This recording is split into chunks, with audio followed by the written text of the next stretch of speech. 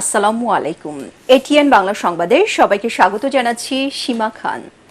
ভারত থেকে আসা পানির তোড়ে ভয়াবহ বন্যায় ডুবেছে দেশের সীমান্তবর্তী ৮ জেলা। মানবিক বিপর্যয় দেখা দিয়েছে ফেনী ও নোয়াখালীতে। অন্তত ৪০ লাখ মানুষ পানিবন্দী হয়েছেন। বিচ্ছিন্ন হয়ে গেছে বিদ্যুৎ ও মোবাইল সংযোগ। কুমিল্লার ১৪ গ্রামে তলিয়ে গেছে ঢাকা চট্টগ্রাম মহাসড়ক। বানভাসী মানুষকে উদ্ধারে বিভিন্ন এলাকায় অভিযান শুরু করেছে সেনা ও নৌবাহিনী। প্রতিনিধিদের পাঠানো তথ্য ছবিতে আরও জানাচ্ছেন কেরামতুল্লাহ বিপ্লব। ৩০ বছরেও বন্যার এমন ভয়াল চিত্র আর দেখেননি ফেনী পরশুরামের মানুষ। বুধবার একদিনেই জেলার কোথাও কোথাও পানি বেড়েছে ৮ থেকে ১০ ফুট পর্যন্ত। জেলার অন্তত ৩০০ গ্রাম এরই মধ্যে ডুবে গেছে। জেলা শহরের রাস্তাও তলিয়ে গেছে পানিতে। আমাদের এলাকা সব নষ্ট হয়ে গেছে, জ্বালা ধান সব গেছে। ফুলগাজী, পরশুরাম এবং ছাগলনাইয়া উপজেলার ৯৫%রও বেশি এলাকা এখন পানির নিচে। অন্তত ১০ লাখ মানুষ ক্ষতিগ্রস্ত হয়েছেন এই জেলায়। পানিবন্দী তারা অনেকের ঘরবাড়িও ভেসে গেছে। সেনা, নৌবাহিনী এবং কোস্টগার্ডের ২৪টি বোট বুধবার বিকেল থেকে তাদের উদ্ধারে অভিযান চালাচ্ছে। তবে প্রবল স্রোত আর পানির তোড়ে উদ্ধার কার্যক্রম ব্যাহত হচ্ছে।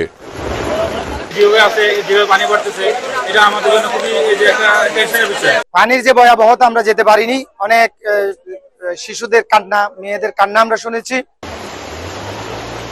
ভারতের ত্রিপুরা সংলগ্ন ব্রাহ্মণবাড়িয়া জেলার বন্যা পরিস্থিতিও মারাত্মক রূপ নিয়েছে। বাঁধ, ব্রিজ ভেঙে বন্ধ হয়ে গেছে আখাউড়া আগরতলা মহাসড়ক। তার উপর দিয়ে চলছে তীব্র স্রোত। আখাউড়া স্থলবন্দরের কোথাও হাঁটু, কোথাও কোমর সমান পানি। বন্ধ করে দেয়া হয়েছে সব ধরনের আমদানি, রপ্তানি ও যাত্রী পারাপার।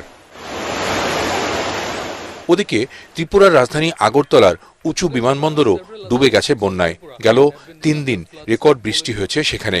বন্যার এমন নাজুক পরিস্থিতি ৩ দশকেও সেখানে হয়নি বলে জানিয়েছেন মুখ্যমন্ত্রী। ত্রাণ ও উদ্ধার তৎপরতায় কেন্দ্রীয় সরকারের জরুরি সহায়তা চেয়েছেন তিনি। তো এরকম বৃষ্টিটা কখনো ত্রিপুরাতে আমার জানা মতে হয়নি। চারিদিকে কাজ করছে সব জায়গায়। আমি মাননীয় হোম মিনিস্টারের সাথে কথা বলেছি, কিছু যদি এনডিআরএফ এর কিছু লোকজন পাঠানো যায়। ৩১ বছর পর ত্রিপুরার ডম্বুর জলাধারের গেট খুলে দেয় সীমান্তবর্তী সিলেট, মৌলভীবাজার, ব্রাহ্মণবাড়িয়া, ফেনী, নোয়াখালী, কুমিল্লা, খাগড়াছড়ি ও চট্টগ্রামে হঠাৎ এই বন্যা পরিস্থিতি তৈরি হয়েছে বলে মনে করছেন বিশেষজ্ঞরা। কেরামতুল্লাহ বিপ্লব, এটিএন বাংলা। বন্যার পানিতে ফেনীর ফাজিলপুর এলাকায় রেলপথ ডুবে যাওয়ায় চট্টগ্রামের সাথে সারা দেশের ট্রেন চলাচল বন্ধ ঘোষণা করা হয়েছে। বিষয়টি নিশ্চিত করেছেন চট্টগ্রাম বিভাগীয় রেলওয়ে ব্যবস্থাপক সাইফুল ইসলাম। তিনি জানান, দুপুর 12:30টায় চট্টগ্রাম থেকে দেশের বিভিন্ন গন্তব্যের রেল চলাচল পুরোপুরি বন্ধ হয়ে গেছে। বন্যার পানিতে কুমিল্লাতেও রেল লাইন ক্ষতিগ্রস্ত হবার খবর পাওয়া গেছে।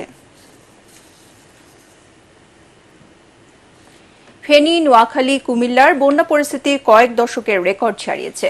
কয়েকটি নদ নদীর পানি প্রবাহ গেল 50 বছরের রেকর্ড ভেঙেছে। আগামীকাল পর্যন্ত বন্যা দুর্গত এলাকায় ভারী বর্ষণ অব্যাহত থাকবে বলে জানিয়েছেন আবহাওয়া অধিদপ্তর। এতে পার্বত্য এলাকায় পাহাড় ধসের আশঙ্কা করা হচ্ছে। রিপোর্ট করছেন মুস্তাফিজুর রহমান। ভারত থেকে নেমে আসা পানিতে প্রতিদিনই বাড়ছে ফেনী, নোয়াখালী, কুমিল্লা সহ বিভিন্ন এলাকার পানি। একই সাথে অভ্যন্তরীণ ভারী বর্ষণে ধারণ করেছে অতিমাত্রার বন্যা। এতে পানিতে থই থই করছে এসব এলাকা। কুশিয়ারা, মনু, ধলাই, খোয়াই, মোহরী নদী সহ বেশ কয়েকটি নদীর পানি বিপদসীমার উপর দিয়ে প্রবাহিত হচ্ছে। কয়েকটি নদীর পানি প্রবাহ ছাড়িয়ে গেছে 50 বছরের রেকর্ড। সার্বিক পরিস্থিতি দেখা যাচ্ছে যে বিগত 24 ঘন্টায়ও দেশের এই সীমান্তবর্তী এই জেলাগুলো এবং সেই সাথে ভারতের ত্রিপুরা রাজ্যে ভারী বৃষ্টিপাত পরিলক্ষিত হয়েছে এবং এর ফলে বিগত 24 ঘন্টায়ও এই নদ নদীগুলোর পানি কিছুটা বৃদ্ধি পরিলক্ষিত হয়েছে। এর ফলে আমরা লক্ষ্য করেছি যে বর্তমানে যে বন্যা পরিস্থিতি সে বিগত 24 ঘন্টায় তার কিছুটা অবনতি ঘটেছে। যে আকস্মিক বন্যাপ্রবণ নদী ফ্ল্যাশি রিভার, আমরা যদি 2 দিনের একটা বৃষ্টিপাতের স্পেল ব্রেক গেলে আমরা দেখতে পাবো যে পানি অনেকটাই নেমে গেছে আর কি, যেটার পর আমাদের বন্যা পরিস্থিতি সামগ্রিকভাবে একটা উন্নতি ঘটাবে আর কি। সংশ্লিষ্টরা বলছেন, ত্রিপুরা রাজ্যে ভারী বর্ষণের ফলে খুলে দেয় ডুম্বুর গেট। ফেনী, নোয়াখালী সহ বন্যা দুর্গত এলাকায় আগামীকাল বিকেল পর্যন্ত ভারী বর্ষণ থাকবে বলে জানায় আবহাওয়া অধিদপ্তর। যেহেতু বাংলাদেশ হচ্ছে ভাটির দেশ, উজানে যদি ভারী বৃষ্টিপাত হয়ে থাকে সেই বৃষ্টিপাতটা স্বাভাবিকভাবেই কিন্তু বাংলাদেশের অভ্যন্তরে প্রবেশ করে।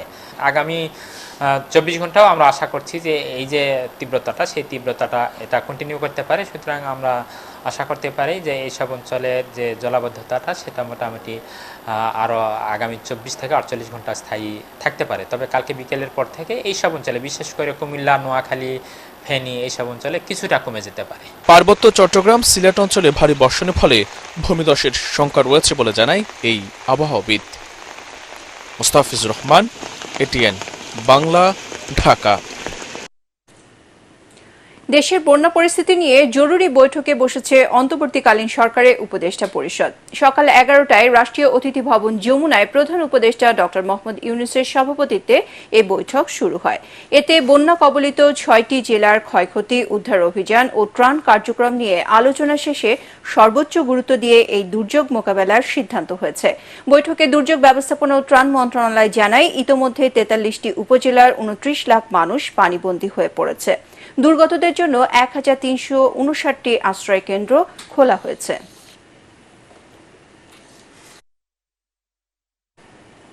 পরবর্তী সংবাদ দেখার আমন্ত্রণ জানিয়ে এখনকার মতো শেষ করছি। এটিএন বাংলা সংবাদ ইউটিউবে দেখতে ব্রাউজ করুন youtube.com/ATN বাংলা নিউজ। ধন্যবাদ সবাইকে।